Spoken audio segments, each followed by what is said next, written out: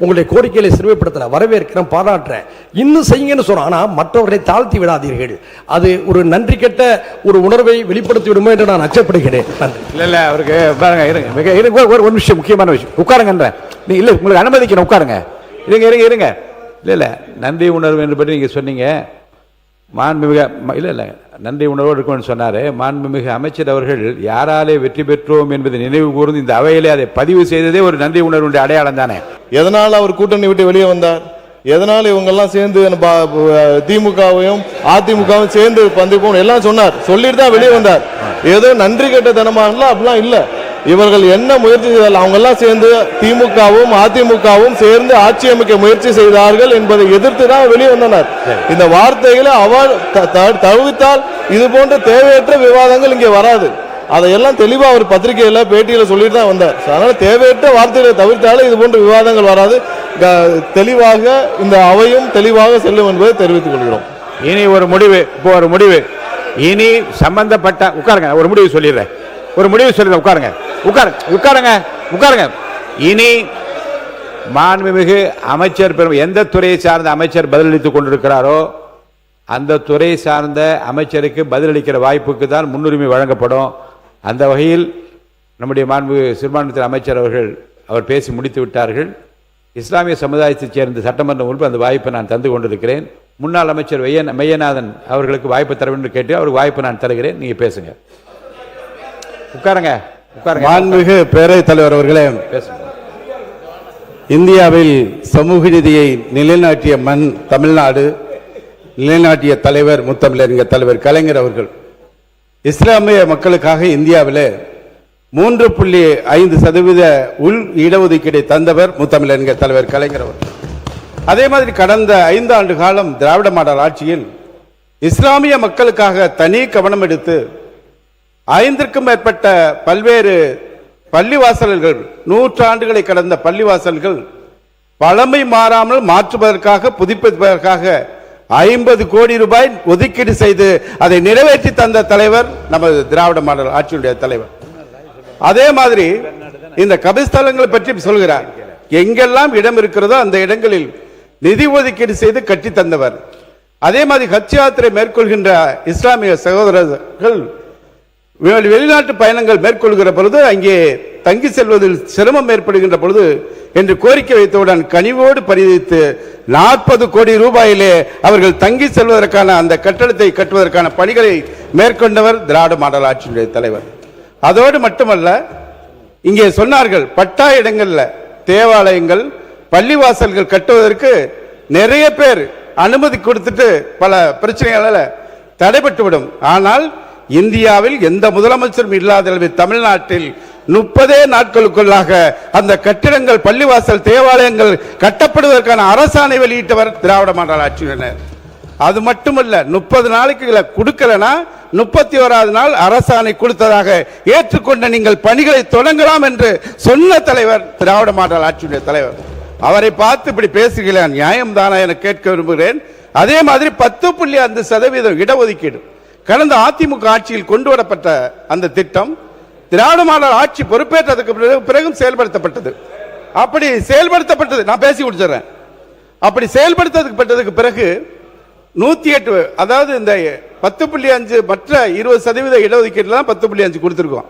இந்த 20% இடஒதுக்கீடு வன்னியர் உட்பட 108 ஜாதிகளுக்கு 1989 20% இடஒதுக்கீடு தந்தவர் முத்தமிழறிஞர் தலைவர் கலைஞர் அவர்கள். இன்றைக்கு வரைக்கும் 36 வருஷமா நாம் அந்த இடஒதுக்கீடு தான் பயன்படுத்துகிறோம். இங்கே பேசியவர் சொன்னார், தலைவர் குடும்பத்தை சார்ந்தவர் வழக்கு போட்டார். அது கிடையவே கிடையாது, உண்மைக்கு புறம்பான செய்தி. அந்த அதை பற்றி நான் ஆய்வு சொல்லிட்டேன், அதுக்குள்ள போக வேணாம், நான் சொல்லிவிட்டேன். அதை பற்றி ஆய்வு செய்து நான் முடிவு அறிவிக்க சொல்லிவிட்டு அதுக்குள்ள போகாதீங்க, விட்டுருங்க. சொல்லிடுறேன். 10.5 சென்னை உயர்நீதிமன்றம் மதுரை கிளை வழக்கு வந்தவுடன் அந்த ஜிஓவை ரத்து பண்றாங்க. ரத்து பண்ணவுடன் அன்றைக்கு இருந்த திராவிட மாடல் ஆட்சியுடைய தலைவர் முதலமைச்சர் அன்றைக்கு மருத்துவர் ஐயா அவர்கள் சட்டமன்றத்தில் இங்கே வந்து சந்திக்கிறார். உடனடியாக அதை எதிர்த்து சுப்ரீம் கோர்ட், உச்ச நீதிமன்றம் சென்றவர் நமது அன்றைய தமிழ்நாடு முதலமைச்சர் சட்ட போராட்டம் நடத்தினார். அன்றைக்கு உச்ச நீதிமன்றம் அந்த 10.5% இடஒதுக்கீடு அரசாணையை ரத்து செய்துவிட்டு அவர்கள் என்ன சொன்னார் என்றால், எந்த டேட்டா வச்சு நீங்க இந்த இடஒதுக்கீடை கொடுத்தீங்க? தற்கால தரவுகளின் அடிப்படையில் தான் இந்த இடஒதுக்கீடு வழங்க வேண்டும், கான்டெம்பரேனியஸ் டேட்டா அதன்படிதான் வழங்க வேண்டும் என்று உச்சநீதிமன்றம் சொல்கிறது. உடனடியாக அன்றைக்கு இருந்த முதலமைச்சர் இந்த நாட்டுடைய பிரதமர் அவர்களுக்கு கடிதம் எழுதுகிறார், ஜாதி வாரி கணக்கெடுப்பு நடத்தப்பட வேண்டும் என்று. ஏன் ஒன்றிய அரசு நடத்த வேண்டும்? சென்சஸ் ஆக்டின் கீழ் தான் ஜாதி வாரி கணக்கெடுப்பு எடுக்க முடியும் என்ற சூழலில் கடிதம் எழுதுகிறார். அதற்கும் பதில் இல்லாத பொழுது 26/10/2023 ஒருமனதாக இதே அவையில் ஜாதிவாரி கணக்கெடுப்பு நடத்தப்பட வேண்டும் என்ற தீர்மானம் நிறைவேற்றப்பட்டு மாண்புமிகு இந்திய பிரதமர் அவர்களுக்கு அனுப்பி வைக்கப்பட்டது. அதற்கு பிறகு ஒன்றிய அமைச்சரவை கூடி அவர்கள் முடிவெடுக்கிறார்கள். 2029 ஜாதிவாரி கணக்கெடுப்பு, மக்கள் தொகை கணக்கெடுப்போடு ஜாதிவாரி கணக்கெடுப்பு நடத்தப்படும் என்று ஒன்றிய அரசு அறிவித்திருக்கிறது. அந்த அடிப்படையில் தான் ஆளுநருடைய நிதிநிலை அறிக்கையில புதிதாக பொறுப்பேற்றிருக்கின்ற அரசும் மக்கள் தொகை கணக்கெடுப்பு, ஜாதிவாரி கணக்கெடுப்பு எடுத்ததுக்கு பிறகு தமிழ்நாட்டில் நாங்கள் எடுப்போம் என்று கவனமாக சொல்லி இருக்கிறார்கள் என்பதை இந்த அவைக்கு கொண்டு வருகிறேன். எந்த சூழலையும் வன்னியர் மக்களுக்கு இடஒதுக்கீடு பெற்றுத் தருவதில் முதலில் நின்று களப்போராளி திராவிட முன்னேற்ற கழகம் என்பதை பதிவு கடமைப்பட்டிருக்கிறேன். கணேஷ்குமார் அவர்கள்